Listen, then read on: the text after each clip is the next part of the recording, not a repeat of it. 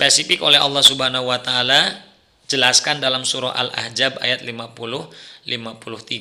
Ya, di pekan kemarin sudah kita bahas secara gamblang bagaimana Allah menjelaskan, ya, salah satu di antara dalil yang menunjukkan tentang bagaimana adab yang harus kita perhatikan pada saat kita bertamu dalam surah Al-Ahzab ayat 53. Kemudian sahabat El-Sifa yang dimuliakan Allah Subhanahu wa taala, yang kelima adalah yang menjadi adab yang harus kita perhatikan pada saat bertamu adalah pada saat kita bertamu kemudian kondisi kita berpuasa, ya, tetap disunahkan untuk menghadiri undangan, gitu ya. Mungkin pada saat kita sedang berpuasa, sedang melaksanakan saum sunnah, kita mendapatkan undangan dari saudara kita, ya, maka disunahkan hadirilah undangan tersebut sekalipun kita tidak makan, gitu ya. Apalagi tadi kalau kita sedang tidak saum, merupakan sebuah kemuliaan yang harus kita tunjukkan. Adab yang harus kita tunjukkan adalah pada saat kita disuguhkan makanan, segera kita nikmati makanan tersebut, karena ada kebahagiaan tersendiri pada saat seorang tamu memakan makanan yang dihidangkan oleh tuan rumah. Tuan rumah akan merasa dihargai, akan merasa dihormati. Kenapa? Hidangan yang disuguhkan segera diterima, gitu ya.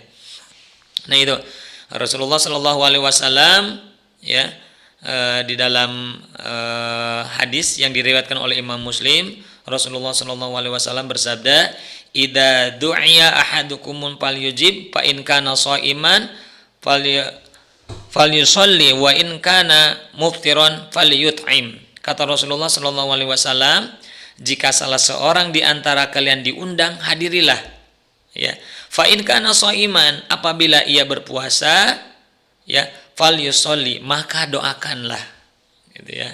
Doakanlah pada saat kita berpuasa, karena salah satu di antara doa yang diijabah oleh Allah Subhanahu wa taala adalah doanya orang yang berpuasa. Doakan keberkahan untuk tuan rumah, keselamatan bagi tuan rumah, keberkahan, kemudian kemudahan di sini. Silakan doakan dengan doa-doa yang terbaik.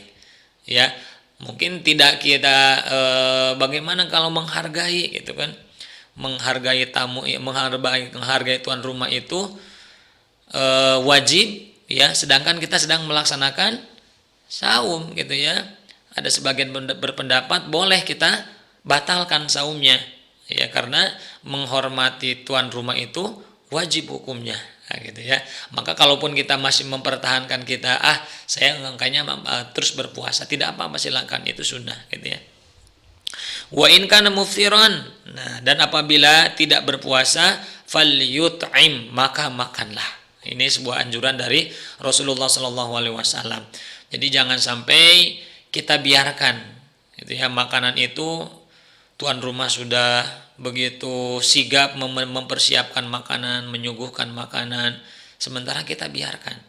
Ya, ini sebuah anjuran dari Rasulullah Shallallahu Alaihi Wasallam.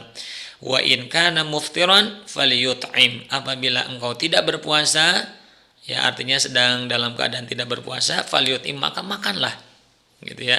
Bahkan dalam surah Al-Ahzab itu, ya, untuk mensegerakan makanannya, gitu. Apabila selesai makan itu jangan berlama-lama, langsung pulang apabila semua kebutuhan itu sudah terpenuhi. Nah, itu sahabat-sahabat El-Sifa, ya. Sekali lagi, yang kelima di antara adabnya orang yang pada saat bertamu itu adalah apabila kita sedang dalam keadaan berpuasa, saum, maka tetap harus mendatangi undangan. Kemudian selanjutnya yang keenam, ya, yang harus kita perhatikan ada pada saat kita bertamu adalah seorang tamu meminta persetujuan tuan rumah untuk menyantap, gitu ya, sekalipun sudah dihidangkan. Nah, ini di antara sopan santun yang harus kita perhatikan, ya. Dahulukanlah tetap kita meminta izin kepada tuan rumah pada saat makanan sudah dihidangkan, gitu ya. Apalagi pada saat kita sedang sambil ngobrol segala macam, gitu kan. Sekalipun memang makanan itu dihidangkan untuk kita, gitu ya, yang bertamu, ya, maka salah satu di antara adab yang harus kita tunjukkan, tetap kita meminta izin. Kenapa? Sebagai bentuk tata krama, sopan santun yang harus kita perlihatkan kepada tuan rumah. Tentunya dengan bahasa yang baik, bahasa yang lembut gitu ya. Nah, sebagai bentuk penghormatan kita kepada tuan rumah. Itu sahabat-sahabat nasifah. Ya, yang keenam, ya pada saat kita disuguhkan hidangan, tetap ya wajib hukumnya kita meminta izin kepada tuan rumah pada saat kita ingin menyantap hidangan. Gitu ya. Kemudian selanjutnya yang ketujuh yang harus kita perhatikan pada saat kita bertamu adalah termasuk ada bertamu adalah tidak banyak melirik wajah orang-orang yang sedang makan. Wah, gitu kan? Ya, jadi mata kita jelalatan. Ya, satu sisi kita konsentrasi kepada makanan, satu sisi juga kita konsentrasi kepada orang yang lain yang sedang makan. Gitu ya, mata kita lirik kanan lirik kiri, apalagi tadi ya melirik apa yang ada di dalam ruangan ya, apalagi itu kita bicarakan kepada orang lain baik dan buruknya pada saat kita bertamu, dibeberkanlah kepada orang lain, itu tidak boleh gitu ya. Sekali lagi, ini hal detail ini kita sampaikan kenapa hal ini sering terjadi yang kita alami pada saat kita berinteraksi, pada saat kita bertamu. Di antara hal yang harus kita perhatikan adalah kita tidak diperkenankan banyak melirik, apalagi pada saat sedang makan bersama gitu ya. Kita memperhatikan makanan orang. Kenapa? Karena akan ada timbul hal yang atau prasangka gitu ya. Prasangka dari orang lain. Kenapa sih ngeliatin terus gitu kan? Nah ini karena bagian dari bentuk sopan santun pada saat kita bertamu. Kemudian selanjutnya adalah ya pada saat kita bertamu adalah hendaknya seseorang berusaha semaksimal mungkin untuk tidak memberatkan tuan rumah, gitu ya. Jadi jangan sampai kita berlama-lama gitu ya, memberatkan tuan rumah. Dihidangkan satu makanan, selesai itu dihidangkan lagi makanan lain. Bilangan, kenapa sih tamu ini nggak pulang-pulang gitu kan?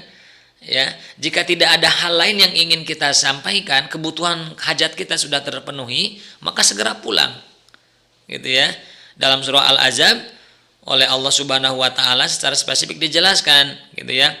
Bila kamu selesai makan maka keluarlah, gitu ya. Idza ta'imtum pantashiru, gitu ya. Dalam surah Al-Ahzab tadi dijelaskan, bila kamu selesai makan maka keluarlah, selesai, gitu kan, sudah. Ya jangan berlama-lama. Kenapa? Akan memberatkan tamu. Ya akan memberatkan tuan rumah.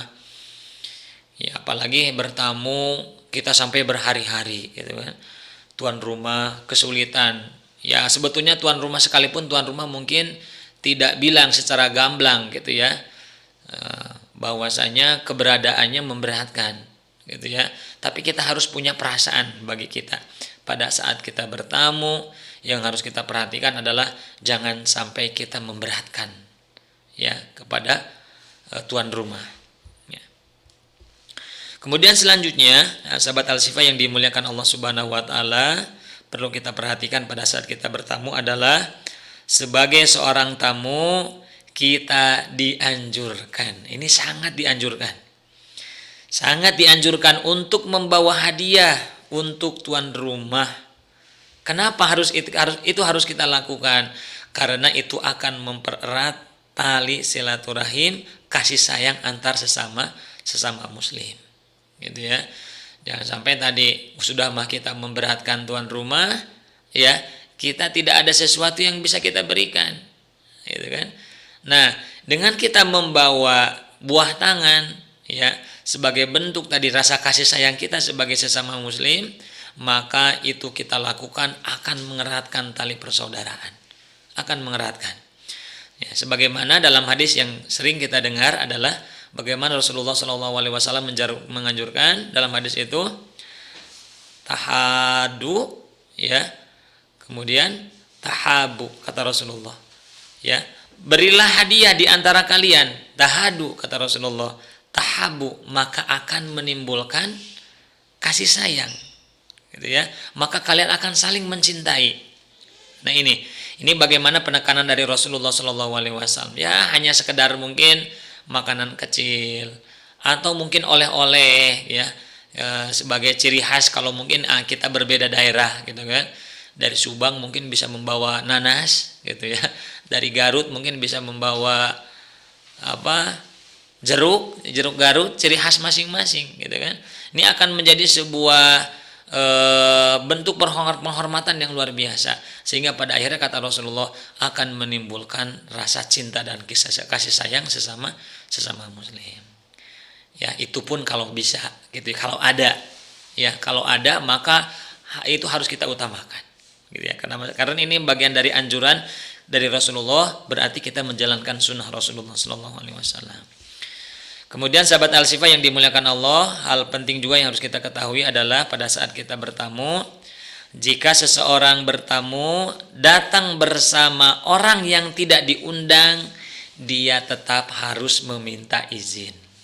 Gitu ya. Contoh yang diundang itu adalah suami istri, 2 orang mungkin. Sementara kita membawa anak-anak. Ya, maka hal penting yang harus kita perhatikan adalah meminta izinlah kepada tuan rumah, gitu ya, bahwasanya kita membawa orang lain atau membawa tambahan, gitu. Ya, contoh pada saat kita diundang, gitu ya, kita bawa anak berapa, gitu kan, khawatir memberatkan, biar tuan rumah, kenapa harus meminta izin? Biar tuan rumah bisa memprediksi ya, kiranya berapa kebutuhan yang harus dikeluarkan untuk melayani tamu yang akan berkunjung. Nah, ini pernah terjadi di zaman Rasulullah Shallallahu Alaihi Wasallam. Ini pula dilakukan oleh Rasulullah. Gitu ya. Dalam hadis yang cukup panjang redaksinya yang diriwayatkan oleh Imam Bukhari, ya, pada suatu ketika ada seorang sahabat Ansor yang bernama Abu Shu'aib. Ya, pada saat itu dia mempunyai, karena pada saat itu dia mempunyai rezeki yang banyak. Ya, dia bilang kepada istrinya, wahai istriku, ya, pasaklah masakan, aku akan mengundang Rasulullah bersama 4 sahabatnya. Artinya 5 orang yang diundang oleh Rasulullah, yang diundang oleh sahabat Shu'aib ini. Ya, maka dipanggillah Rasulullah Shallallahu Alaihi Wasallam, ya Rasulullah, ajaklah bersamamu 4 orang sahabatmu.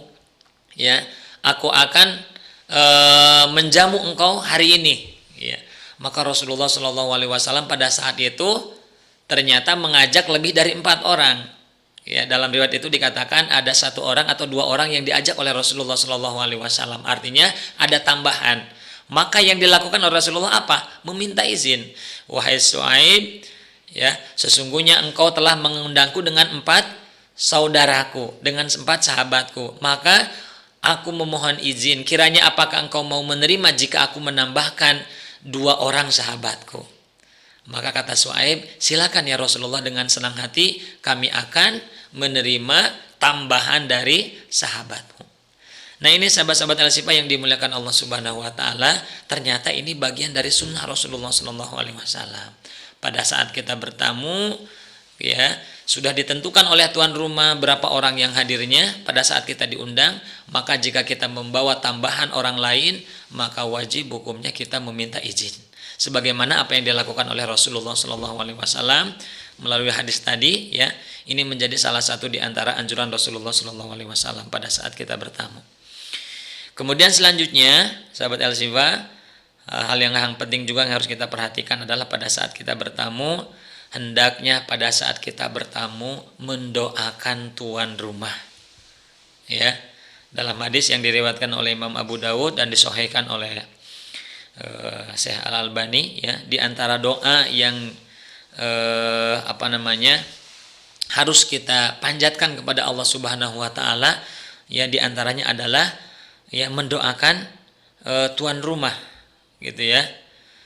Nah, Rasulullah Shallallahu Alaihi Wasallam, ya, membacakan dengan doa, aftara indakumus shaimun wa akala ta'amukumul abrar wa salat alaikumul malaikah. Orang-orang yang berpuasa telah berbuka di samping kalian.